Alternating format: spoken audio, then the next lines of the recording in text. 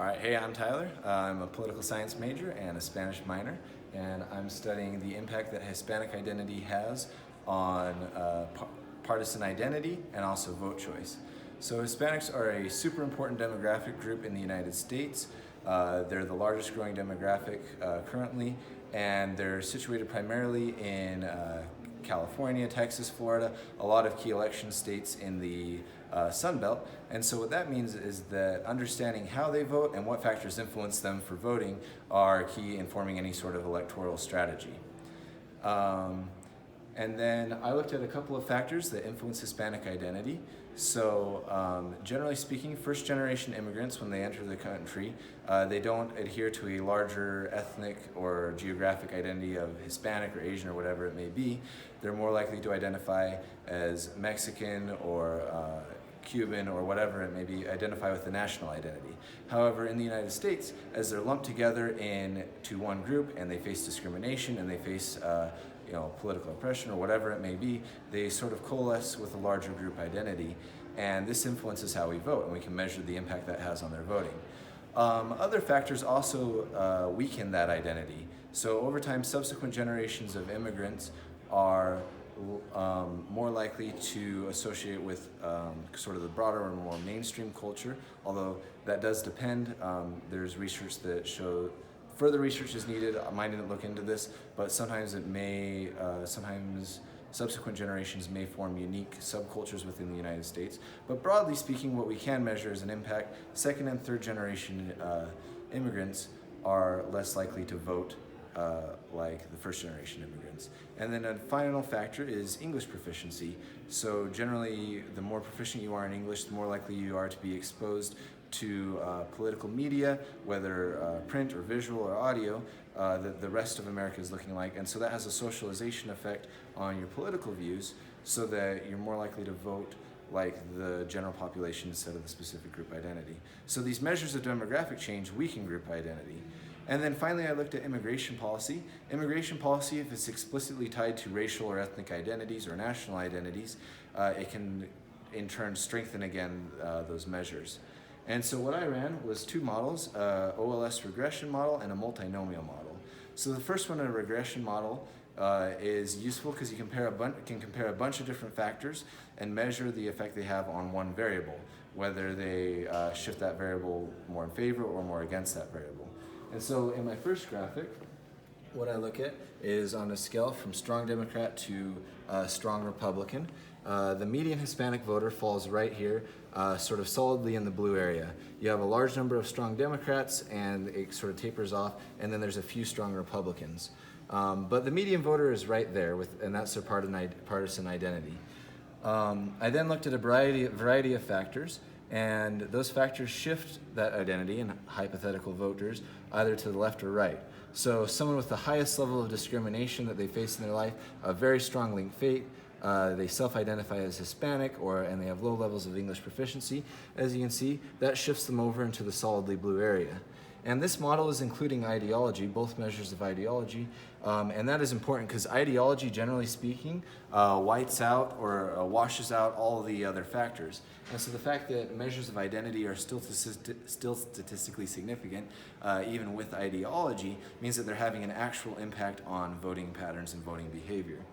On the other hand, you can see that measures of demographic change, so someone with a high rate of English proficiency, who's a third generation immigrant, and also Cuban national origin. Cubans, generally speaking, are more likely to associate with the Republican Party, and a low level of linked fate is more likely to vote, it shifts their voting pattern to the right.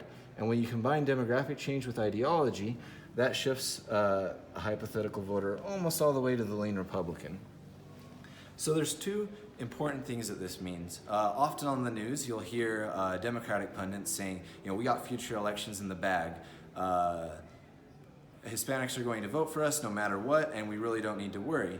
However, this shows that that's not true. There's actually measures that can shift Hispanics to the right, and since those measures are things such as English proficiency, which generally speaking always increases, especially with subsequent generations, and immigrant generation, those measures over time are going to, broadly speaking, shift Hispanics away from the Democratic Party.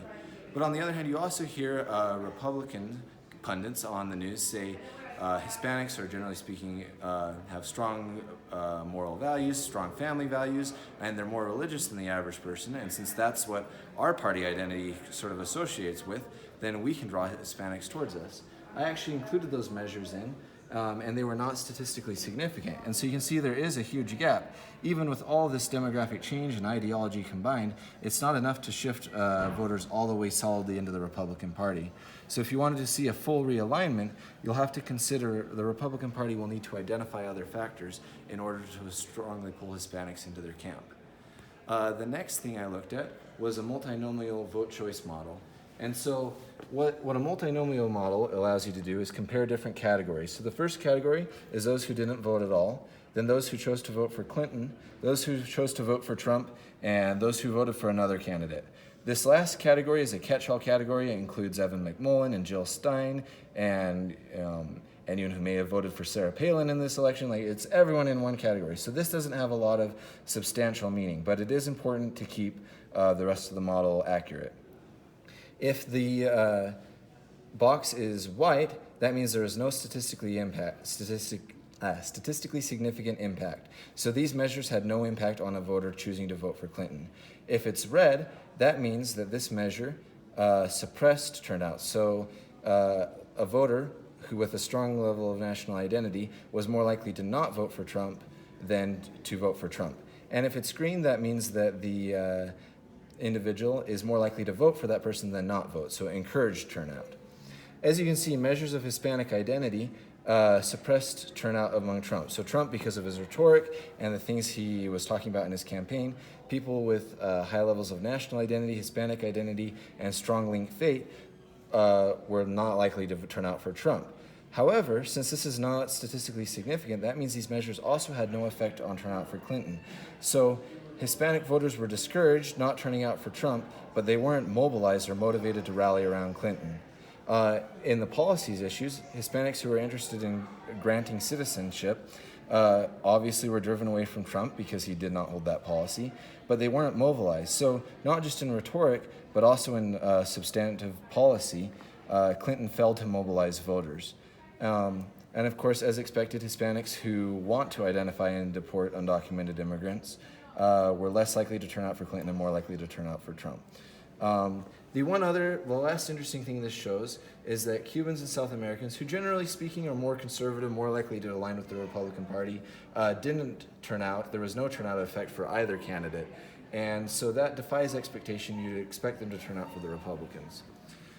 So the broad conclusions from this are, first of all, Republicans, if they wish to mobilize Hispanic voters, need to avoid the type of rhetoric that Trump uses that activates that Hispanic identity and drives Hispanics away from their party. They also need to be careful about the type of policies they choose, because if they choose policies that are explicitly tied to national origin or ethnic or racial identity and are against that origin or identity, it'll drive voters away from their party, as to be expected.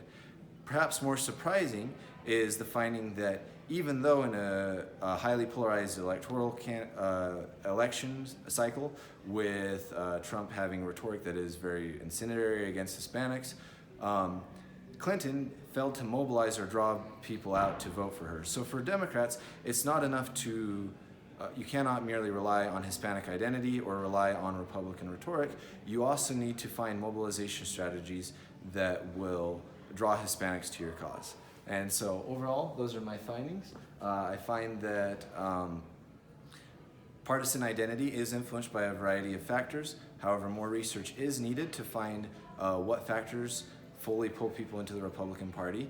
And then as far as voter mobilization, there can be a disconnect between partisan identity and Hispanic identity and whether or not someone actually mobilizes or votes for that person.